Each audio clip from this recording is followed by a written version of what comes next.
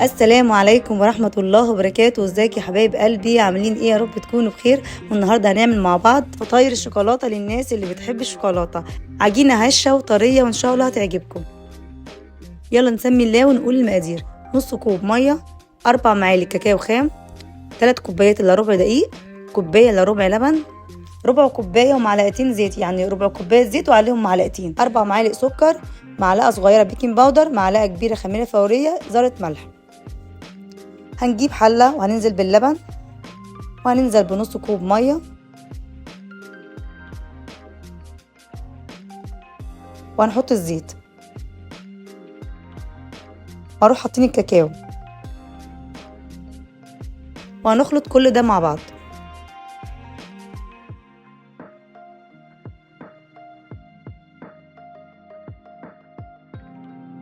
وهنروح مولعين ونحطها على النار، هنفضل نقلب فيه لغايه لما الكاكاو يسخن معانا، وهنقفل النار وهنركنه على جنب لما يهدى شويه. وبعد كده هنجيب بوله، هنروح نازلين بالدقيق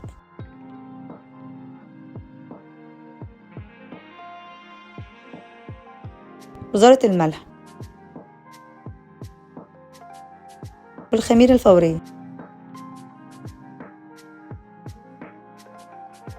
والسكر، بيكنج باودر،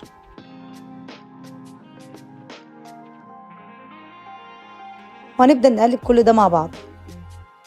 وطبعا كده السوائل بتاعتنا بقت دافية.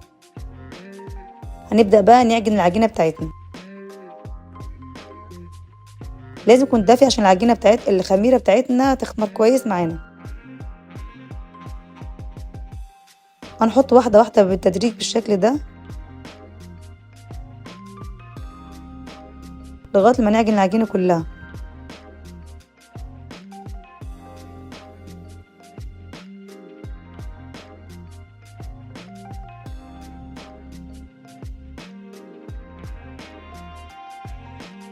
هنجيب بيضة وهناخد بياض البيضة بس، وهننزل بكيس الفانيليا،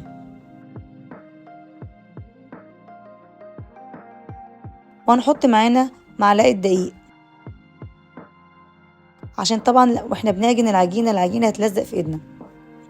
وبعد كده هنفضل نعجن العجينة كويس، وطول ما انت بتعجنيها لو العجينة ملزقة معاك هتحط دقيق تاني لغاية لما العجينة معاكي تتظبط كويس. بس ما تحطيش دقيق كتير عشان العجينة ما تنشفش منك، احنا برضو عايزين بتبقى فيها نسبة تلزيقة بسيطة عشان العجينة تبقى طرية. وبعد كده هنغطي العجينة ترتاح ساعة لغاية لما تخمر معانا، وهنبدأ نجهز الحشو بتاعنا. عندنا شوكولاتة هنقطعها زي ما احنا شايفين كده، اي نوع شوكولاتة عندك.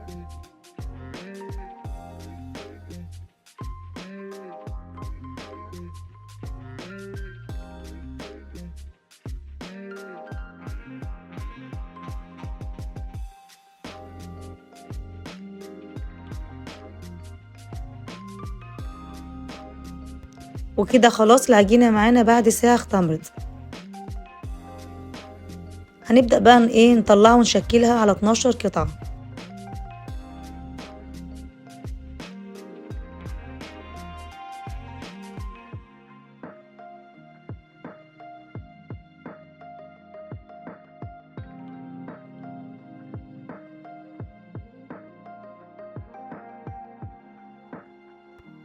حاولي تقطعي كله قد بعض.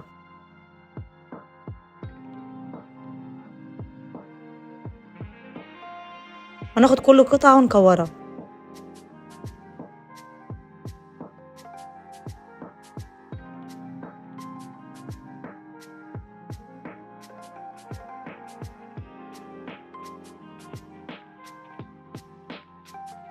كده خلاص خلصنا كل الكمية اللي معانا.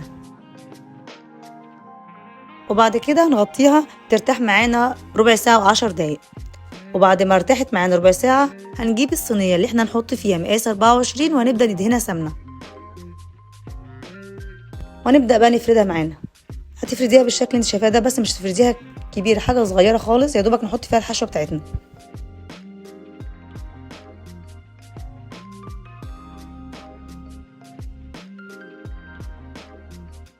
ونبدأ نحط فيها مكعبات الشوكولاتة وهنقفلها بالشكل اللي انتوا شايفينه ده.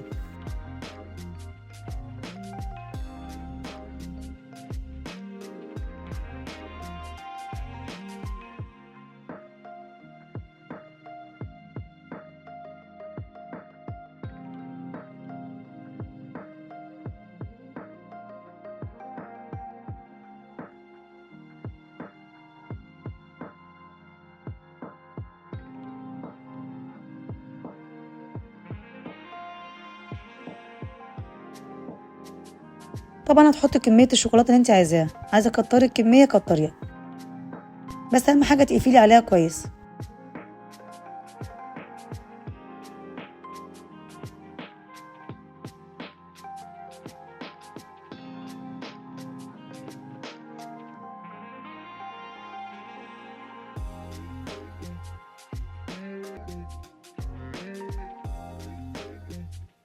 وكده خلاص خلصنا كل الكميه، هنبدا بقى نغطيها ونسيبها ترتاح نص ساعه،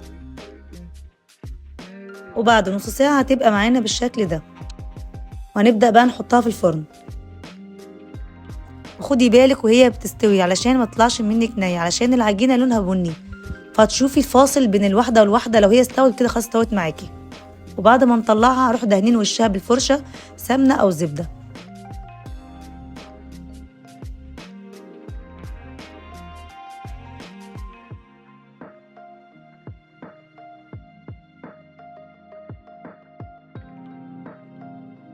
وهنبدا بقى نغطيها بكيس بلاستيك، تسيبيها كده عشان وهي سخنه تبدا تضطر معانا لمده ربع ساعه او 10 دقايق.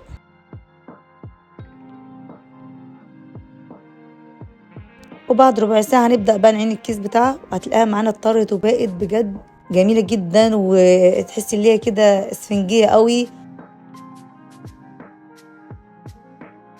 وزي ما انتوا شايفين هشه جدا، وكلها شوكولاته في شوكولاته، طعمها حكايه بجد. عشاق الشوكولاته هتعجبهم قوي، مع كوبايه نسكافيه كده، وترشي عليها لو انت عندك اي صوص شوكولاته هتبدا ترشي عليها كده.